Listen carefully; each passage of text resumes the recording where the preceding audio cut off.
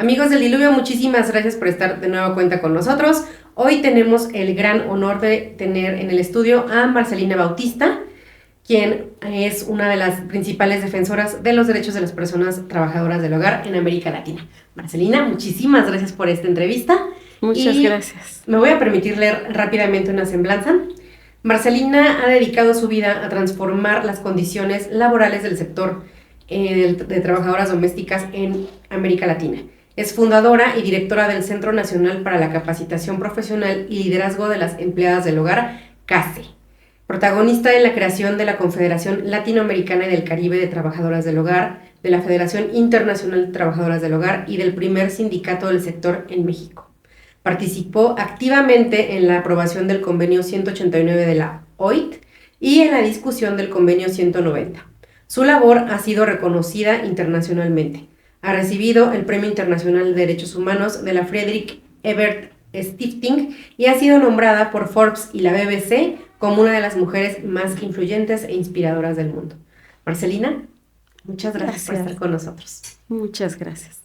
Nos gustaría arrancar desde lo particular para poder después ir hacia el trabajo que se ha hecho en estas últimas 2 décadas. ¿Cómo fue que empezó a detectar esta desigualdad desde su propia vivencia?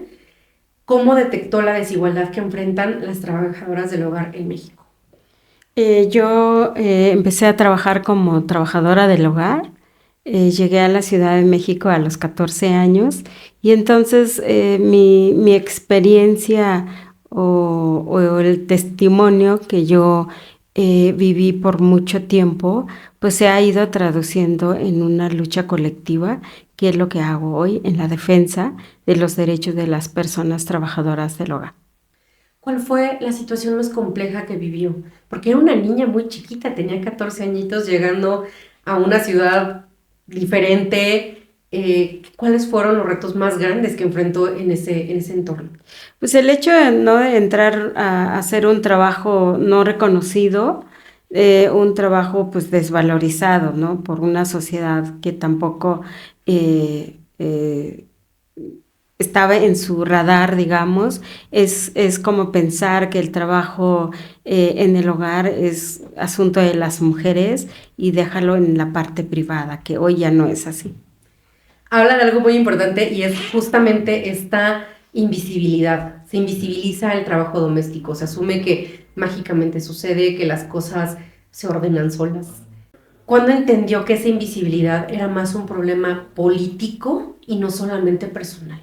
Pues cuando vi que el asunto o la problemática que yo estaba viviendo, pues no era solamente mía, ¿no? Sino también conversar con otras compañeras, ver el entorno y eso, y es cuando me doy cuenta que pues habría que extender más como de lo que uno habla, no solamente desde mí o mi experiencia, donde yo estaba trabajando, sino también empezar a un poco como a la discusión con las mismas trabajadoras del hogar y entender que esto pues es más colectivo que personal, ¿no?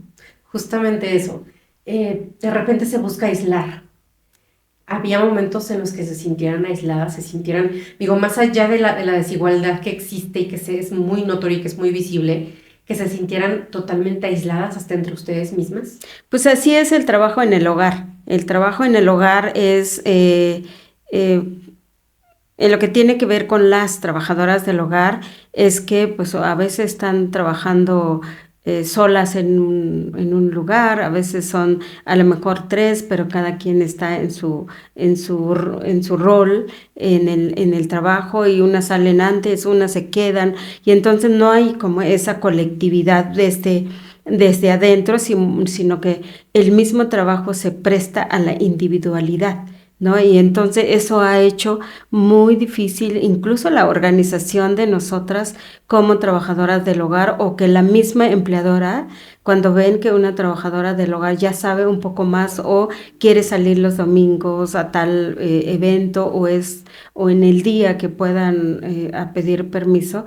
pues se cuestiona mucho porque pues no están para eso, ¿no? Más bien como que el trabajo se contrata y haces esto y se acabó, o las que trabajan de planta, por ejemplo, pues o salen cada 8 días o cada 15 días, y entonces ha dificultado mucho en la capacitación porque nosotras hemos decidido por estas condiciones, trabajar con ellas, capacitarlas los domingos, organizarnos los domingos, entonces pues eso hace más difícil, y también la concepción que tienen la sociedad y las organizaciones en las trabajadoras del hogar, ¿no? Los sindicatos, por ejemplo, pensaban que por estar cada quien en nuestros centros de trabajo nunca íbamos a poder organizarnos o no poder firmar un contrato de trabajo porque estamos dispersas. Sin embargo, en nuestra forma colectiva,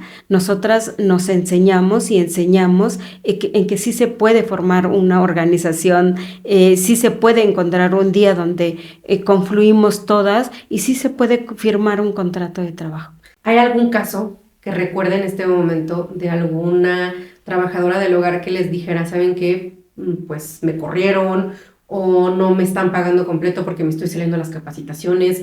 O sea, de estas marcas, ¿no? que van haciéndose, porque sí, o sea, lo menciona, los empleadores no siempre están abiertos a esta capacitación, a esta agrupación, a que ustedes se reconozcan sujetas de derecho, que, o sea, es muy fácil para el otro decir, pues bueno, no me Pues toca. todos los días sucede. Todos los días son despedidas, todos los días pues no tienen el permiso incluso para sus propios hijos, como las compañeras que trabajan de planta.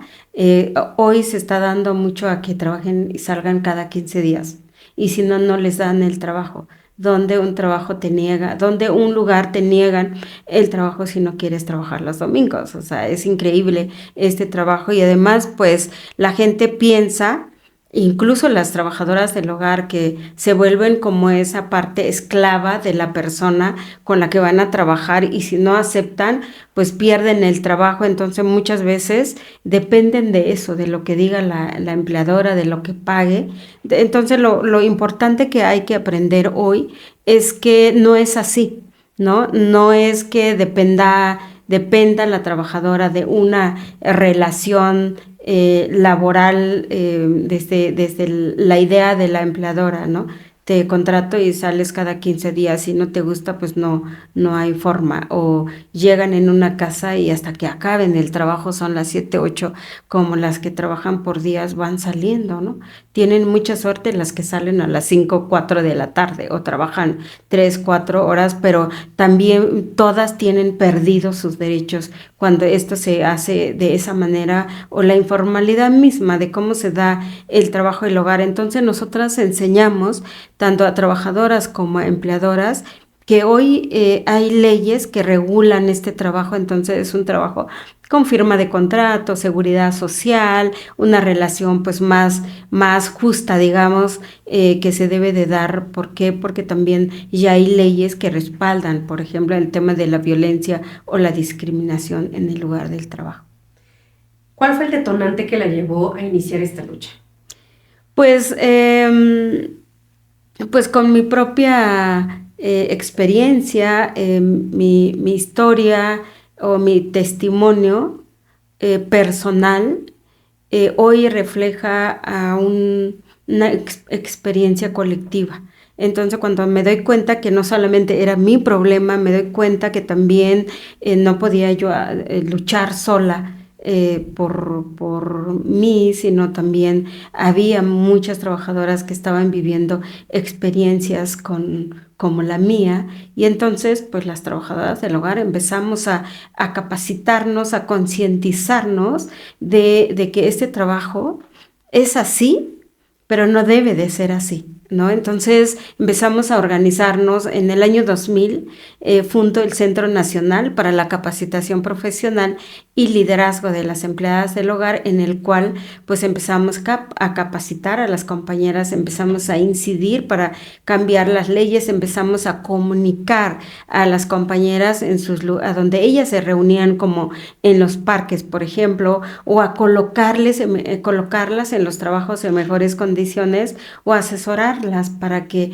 también si eran despedidas porque pedían un derecho o que querían descansar los fines de semana o cuestiones que también se estaba normalizando, ¿no? En ese lugar de trabajo.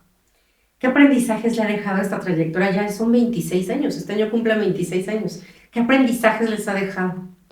Pues creo, pues muchos aprendizajes desde este sentido de sentirnos sujetas de derechos y de hacernos reconocer que somos pues trabajadoras y que no, nuestro trabajo no tiene que verse como ayuda y ver que quien nos da un empleo pues no es un favor, sino también cómo podemos empezar que este trabajo también se vaya formalizando a través de un contrato, a través de que se dé la seguridad social y todos los derechos que cualquier persona tiene, incluso nuestras empleadoras, ¿no? Que trabajan en el gobierno o algún otro espacio, pues esperan un día de descanso, esperan el aguinaldo, esperan las vacaciones. Deberían a hoy pensar que una trabajadora del hogar también tiene ese derecho y pues aprendizaje es mucho, ¿no? La solidaridad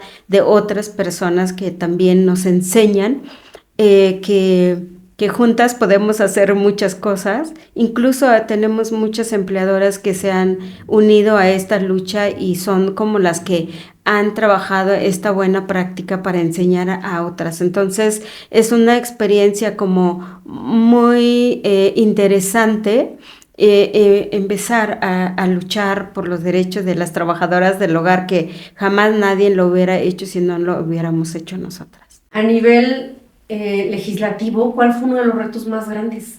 Pues el primer reto más grande fue que se reconociera el trabajo del hogar como un trabajo y lo reconoció la Organización Internacional cuando crea el convenio 189 y da esa categoría de trabajo y no ayuda, ¿no? De sujetas de derechos y no voluntades, ¿no? Entonces, eso por un lado, pues en las cámaras, cuando nosotras empezamos a incidir, pues vimos retos enormes, ¿no? Porque no a todas las personas le beneficia que nosotras tengamos derechos o que nos organicemos o tengamos leyes que respalden nuestro trabajo.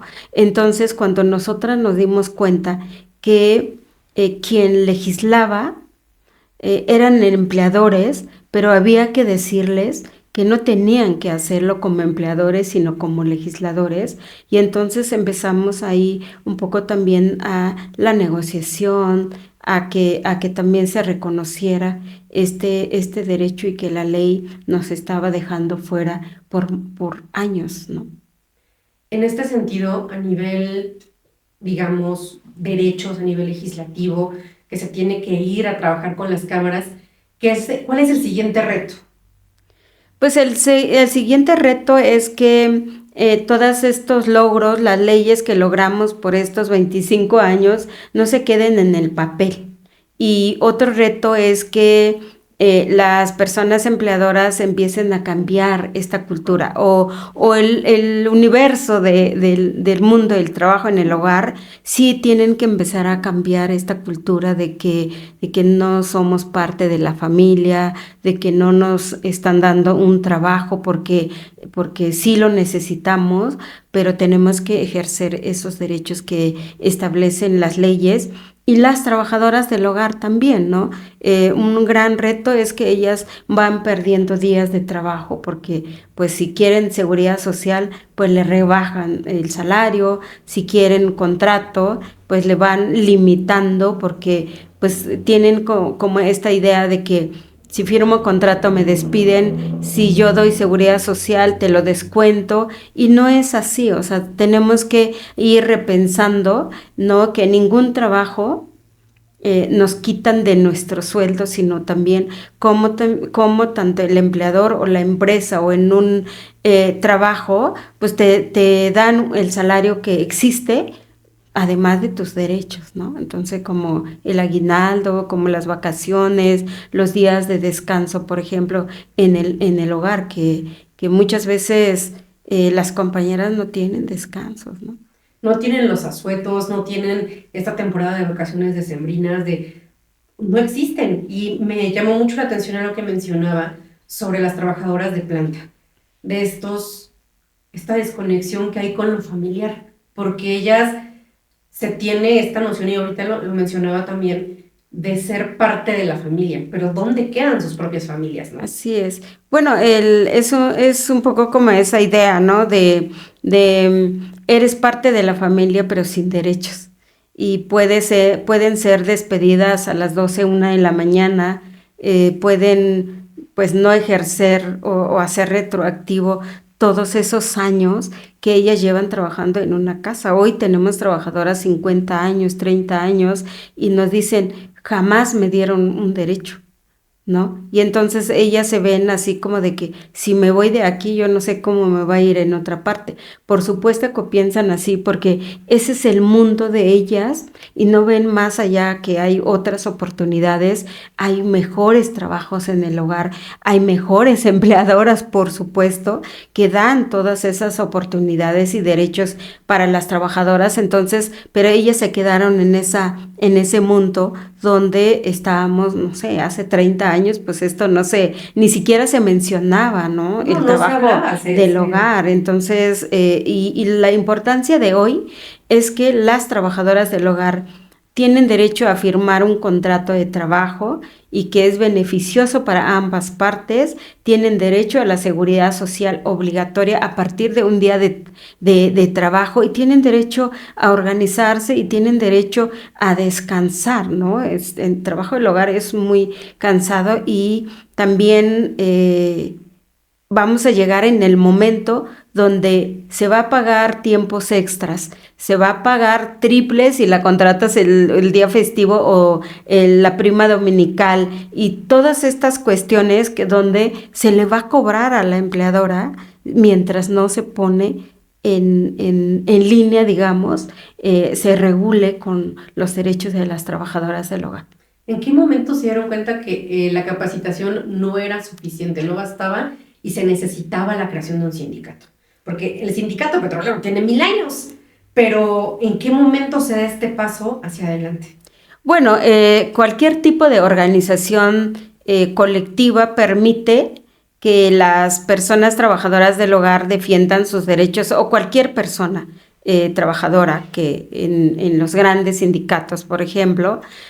Sin embargo, la particularidad de trabajo en el hogar, nosotras quisimos crear un sindicato que hoy no tiene mucha funcionalidad. ¿Por qué? Porque también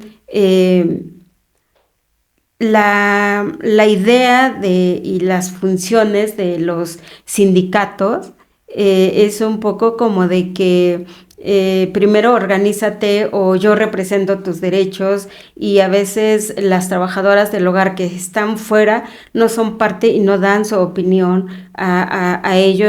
Ya yo no pertenezco al sindicato, fundé el sindicato en el 2015, hoy lo representan otras compañeras. Yo desde hace 25 años lidero CASE y CASE fue quien incidió para el convenio 189, su ratificación, la ley del seguro social, la ley federal, el cambio de la ley federal del trabajo y esperamos que hoy el sindicato sea un elemento que utilicen para la defensa de los derechos de las trabajadoras del hogar.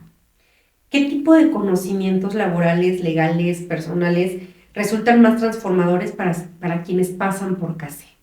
Pues bueno, primero que nada, pues reconocerse como trabajadoras, reconocer el trabajo como tal y que tienen derechos, ¿no? Y seguramente también la capacitación ha sido un elemento importantísimo que ha empoderado a las trabajadoras del hogar para que también pierdan el miedo a negociar sus condiciones, no los derechos, con las personas empleadoras, ¿no? Entonces, para nosotras pasar en CASE es un cambio enorme que pasa en la vida de las trabajadoras del hogar. Ya no son otras, ya no son esa trabajadora que está encerrada en una casa de 4 paredes y el fin de semana llega a su casa y puede vivir violencia o repite el mismo empleo en su casa ya no pagado y de ahí otra vez al trabajo. Entonces esa monotonía también cambia con las compañeras, tienen otra percepción, negocian, hablan y ven otra forma de cómo las trabajadoras del hogar también, no solamente del trabajo a la casa, sino también pueden opinar y ser parte de la toma de decisión dentro de una organización como CASE. O sea, son mujeres que salieron de trabajar una jornada larguísima y tienen que llegar a su hogar a replicarla.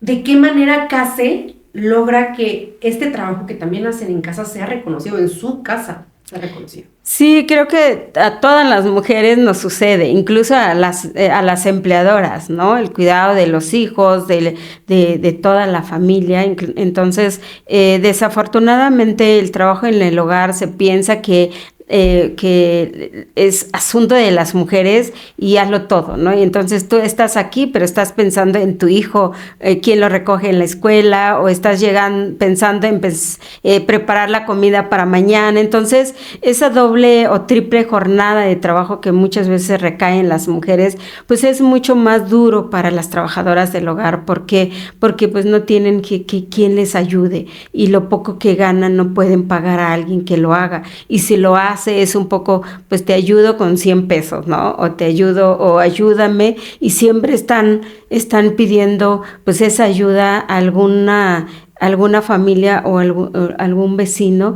pero eso no quiere decir que en ese momento están cuidados sus hijos, sino también la vecina lo recoge y lo deja encerrado en la casa. Entonces tienes niños que van creciendo en ausencia de sus mamás, ¿no? Por cierto, tenemos un documental que se llama ¿Puedo hablar con mi mamá?, donde nosotras hacemos conciencia en la persona empleadora y en la trabajadora. En la empleadora, porque minuto que le quita a una trabajadora del hogar, que la detienen en el trabajo o llegan tarde o quédate otro ratito y espérate o lava esto que aquello, le quita el tiempo de cuidar a sus propios hijos, ¿no? Sí. La trabajadora, y la trabajadora que también conoce sus derechos o sabe que tiene esos derechos y le da miedo exigirlo, no le está prohibiendo pues todas las condiciones óptimas a sus hijos, como la seguridad social, ¿no? O que tienen derecho a cuidar a sus hijos, que ir por ellos a la escuela, o la jornada simplemente de 8 horas de trabajo, pero ahí están 14, 12 horas en el trabajo. Entonces, para nosotras en CASE sí les enseñamos un poco cómo a dividir y a aprender a redistribuir ese trabajo con la familia. No solamente es trabajo de ellas, y hoy también, ¿no? Hoy el Estado habla mucho sobre el trabajo del cuidado y reconocerlo como un trabajo, y que estas mujeres que hacen de manera gratuita ese trabajo pues tengan un pago y la seguridad social mínimo, ¿no? La redistribución, ¿no?, de las labores de cuidado. En este sentido, y para ir ya redondeando, a futuro, ¿cómo concibe un cambio estructural en el trabajo doméstico? Pues el cambio estructural tiene que ver con un cambio que se dé en los hogares de manera cultural. Dejar todas estas ideas que nos metieron en la cabeza o en la piel, de que el trabajo de las mujeres es solamente de nosotras y vamos delegándolo a nuestras hijas o quién le toca hacer. Entonces, pues sí, quien vive en esa casa y quiere sentirse bien con la limpieza o llegar a estar cómodo, pues que le entre al trabajo del hogar, ¿no? Que apoye, que ayude, que contribuya al trabajo en el hogar, porque ya ahora, antes se pensaba que solamente quien proveía eran los hombres, y ahora las mujeres ya están todas afuera buscando empleo porque no alcanza ese salario. Por lo tanto, pues tenemos que redistribuir ese trabajo, que las trabajadoras del hogar se organicen más a nivel nacional, un colectivo que sepa defender y representar a otras trabajadoras del hogar, y finalmente pues este trabajo se tiene que visibilizar más. La empleadora tiene que pensar este cambio y otorgar los derechos que marca la ley. En un contexto en el que estamos atravesando crisis económica, retroceso de derechos humanos, ¿qué riesgos está enfrentando el sector y cómo pueden prepararse las trabajadoras para defender lo que han conquistado en estos últimos 2 décadas? Pues tienen riesgos, ¿no? De pérdidas de empleo. Se reduce cuando una empleadora no quiere pagar lo que cuesta ese trabajo. Entonces, si trabajaban 5 días, pues ya van 2 días, ¿no? Entonces hay un desempleo muy fuerte para las compañeras. El salario, por ejemplo, la precariedad del salario que ellas ganan, todavía no están mirando el costo que tiene este trabajo, y pues la organización va a ser como la fuerza que supere pues todos estos retos. Entonces pues todas las trabajadoras del hogar se tienen que organizar para defender esos derechos. Solas no se puede. Me gustaría que nos contara un poquito sobre el libro Imperceptibles. Bueno, Imperceptibles habla sobre la vida y lucha de Marcelina Bautista desde su origen, cómo era esa historia en mi pueblo, por ejemplo, y cómo enfrento eso aquí, y por eso te decía en principio, ¿no? Este testimonio, a partir de mi experiencia, pues se vuelve una lucha colectiva, en donde me enseña que no sola yo no podía llegar aquí con las trabajadoras del hogar, pero en la incidencia o en el logro de los derechos, pues también otras personas, ¿no? Como estos aliados que han sido muy fuertes para cárcel. Entonces, Imperceptibles habla sobre cómo ha sido esta lucha, las dificultades que muchas veces nos enfrentamos, el lograr la conciencia de los tomadores de decisiones, por ejemplo, que nos costó mucho trabajo. ¿Por qué? Porque vuelvo a ver como desde esta óptica de que, ¿por qué vamos a regular para las trabajadoras del hogar? Es un trabajo muy costoso, no se pueden organizar, eso es un trabajo privado. Entonces, toda esta idea hoy es hablar de la formalidad. Hoy es hablar de los derechos de las trabajadoras, y hoy es hablar que el mundo del trabajo del hogar pues ya esté en otro ámbito, ¿no? Como que se regula también con el convenio 189 de la Organización Internacional del Trabajo. Me gustaría que antes de finalizar nos pudiera decir en dónde podemos contactarlas, si tienen redes sociales, dónde está CASE, y también para que los empleadores sepan que tienen un espacio para recibir este conocimiento que a final de cuentas es beneficio para todos. Sí, nos pueden buscar en CASE Nacional, así están todas nuestras redes sociales, en nuestra página en nuestras páginas.